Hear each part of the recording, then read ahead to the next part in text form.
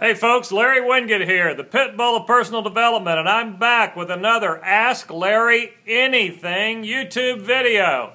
Y'all are doing great sending in your questions. Don't stop doing that. Remember, just write me, info@larrywinget.com. All right, let's get to it. First question.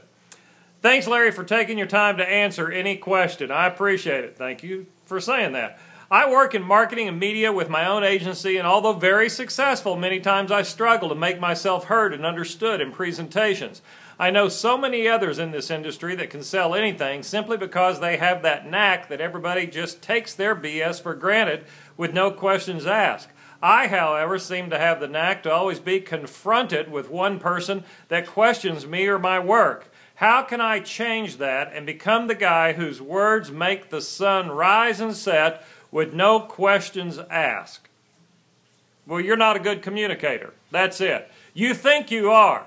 But if you were a good communicator and you carried yourself with authority, then people wouldn't question everything that you're saying. Ask yourself, what did I do that made that guy question me?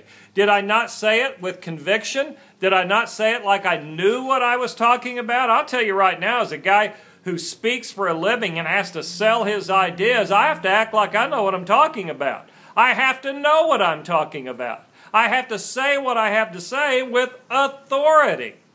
And that will still sometimes be questioned. That's just the reality of things these days. People need to be skeptical, though, and ask questions of you. Why are you so threatened by that?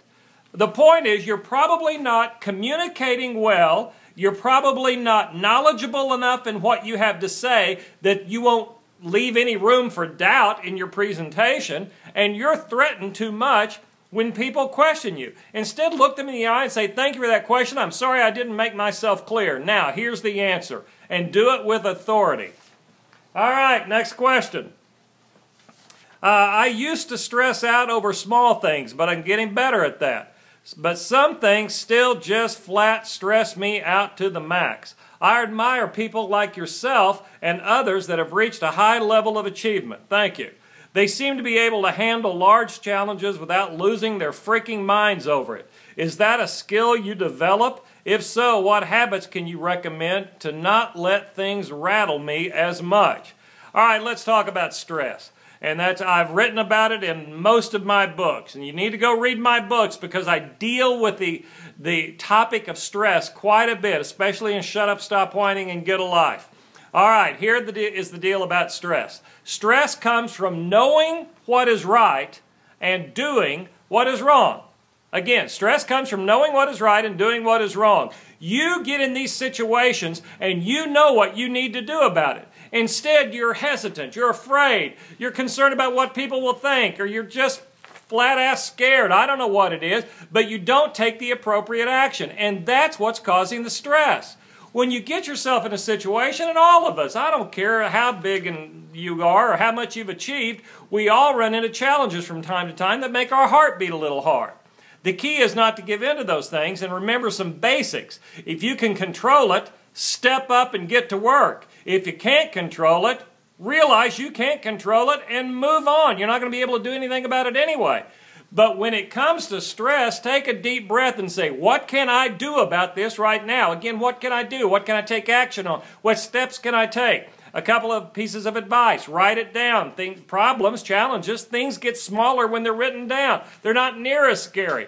Then write down again what you can do about it to reduce the stress, and that comes from taking the appropriate action.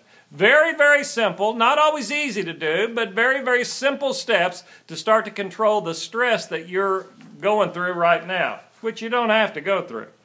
Last question. I followed you for years and read or listened to all of your books. A year ago, I quit a perfectly good job. Gee, that was stupid. Quit a perfectly good job in a recession to go what? Pursue a business interest that has since failed. Again, bingo. Stupid. You quit a good job and went after a new business in a recession, and you wonder why it failed. Well, almost all new businesses fail in the best of times, and yet you did it in pretty much what most people would consider the worst of times. I thought I was going to be able to get the job, go back and get my job back from my former employer, but he declined my application. Good for him. Good employer. Shouldn't have taken you back. You're a quitter. Next, I found another job, but I work in construction as an equipment operator, and this is a very volatile career field, blah, blah, blah. I'm used to being laid off between projects, but now I want something more stable in the construction industry. And I'm considering going back to college and pursuing a construction-related degree such as safety management, blah, blah, lots of other things. I tried college when I was in my 20s and dropped out twice. I'm now almost 40 and concerned that I may give up like I did years ago. Well, let me see. You quit college twice, you've quit your job, and now you're concerned that you might quit again. The best predictor of future performance is past performance. I'm pretty much guarantee you're going to quit again. Why? Because you seem to be a quitter. You need to break that cycle of quitting.